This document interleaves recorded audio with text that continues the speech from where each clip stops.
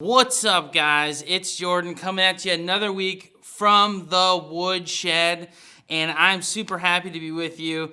Today we're talking about what's next, change, all those things that come with it. So now it's on to something new, and you're not quite sure what that looks like.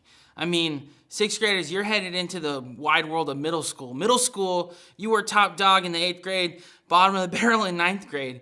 High schoolers, seniors, you're on to the next period of life. And the change is always happening in high school, no matter what grade you're in. What's new can be scary and exciting all at once. I remember my first day of high school. I was walking up to the front doors of the building. There's 3 doors. 2 of them were locked. One wasn't. Nobody told me. And the prettiest girl in all of our high school, from my opinion, I guess, was walking up next to me, said hi to me, distracting me enough so that I pulled on one of the locked doors and slammed my face promptly into it. Now, if changes aren't hard enough, try that one on for size.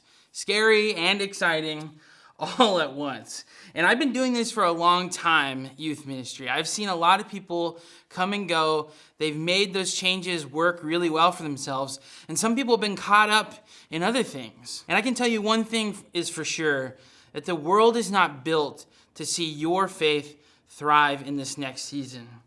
Every day in this life is a battle to maintain your discipleship in Jesus. It's especially in these times of change that you can allow God to deepen your faith in meaningful ways that allow Jesus to create something beautiful in you and make you more into his likeness and a worker in his kingdom. Or in those same times of change, you can be drawn away by sin and the world and drawn away from Jesus towards things that glorify only ourselves. Any change in life requires a reevaluation of our identity. This is one of the toughest parts of change, It feels painful at times. Asking yourself in any situation, who am I now? Now that I'm in high school, now that I'm in college, now that I'm in middle school, now that everything has changed. Who am I now? Now that my environment is different. And one of the most beautiful and incredible things about following Jesus is your identity never needs to be questioned. You have an anchor no matter the storm and no matter the environment. I think that this time of change can be incredible for your faith, but you have to decide whether or not you're going to choose Jesus over the things of this world. One of my favorite men in the whole Bible is a guy by the name of Abraham. And we are introduced to him by the name of Abram. In chapter 12 of Genesis, God later changes his name to Abraham as he chooses him and gives him marked moments. But at this point, Abraham is living in a completely different country. And God is calling him and giving him a purpose and promising him things in the first 3 verses of Genesis 12. Now the Lord said to Abram, "Go from your country and your kindred and your father's house to the land that I will show you. And I will make of you a great nation, and I will bless you and make your name great so that you will be a blessing. I will bless those who bless you, and him who dishonors you I will curse. And in you all the families of the earth shall be blessed." The reason I love Abraham so much is he's very flawed. He makes a ton of really serious mistakes throughout his life. But God is faithful to him. And his faith shines through over time. It takes a long time for all these promises that God gives him to come to fulfillment. But Abraham, at the beginning of this ministry, at the beginning of the whole people of God, has to decide whether or not he's going to follow God into this unknown and into the change of his life. And those things don't come without consequences. I was thinking about the things that Abraham had to give up to follow God's calling and to move to a completely foreign land. He had to leave his country and live in a foreign land that he didn't know. He had the fear of living in a different culture, different languages and traditions, things he didn't understand. He had to leave almost everyone he knew and loved. He had to leave the security of his family's wealth and generational things like property and land, and had to just go to a new place, following God into the unknown of change. But today, we call Abraham the father of all of those who have faith. Now imagine your name there, right? Wouldn't that be crazy? Jordan, the father of all those who have faith. Abraham was deeply flawed, but still called this. And I really think that there was pain in those decisions. He had to let go of those things to give and to get into what God was calling him, to resist the things of the world ultimately.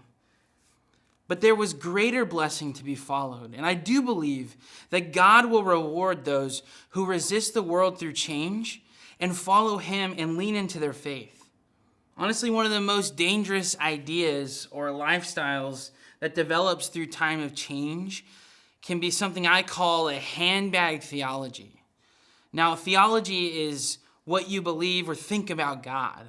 And a handbag is an accessory to your outfit. I mean, my wife, oftentimes when she dresses up or she goes out, she has her handbag, right? She has her purse, her trusty thing. That's an accessory, but it's useful. And oftentimes, people will transform their faith into something that looks like convenience or an accessory that they carry with them rather than their life itself. You see, I would say that I had a handbag theology when I was in high school. I went to church. I would please my parents. I did what I felt was good, but only as it was convenient for me. God was a part of my life. But ultimately, I felt like I shaped him into what I wanted him to be. God was in my image, not necessarily me being in his image. I hadn't given all of myself to him. And it wasn't until I did that I found true fulfillment, that he became my life. And so I have to challenge you and ask you, you have to decide whether your faith in Jesus will be just a part of your life or will become your whole life. When faith is just a part of our lives, we feel like we can control it. We feel like we can ultimately control God. Like maybe we can do enough just not to feel guilty.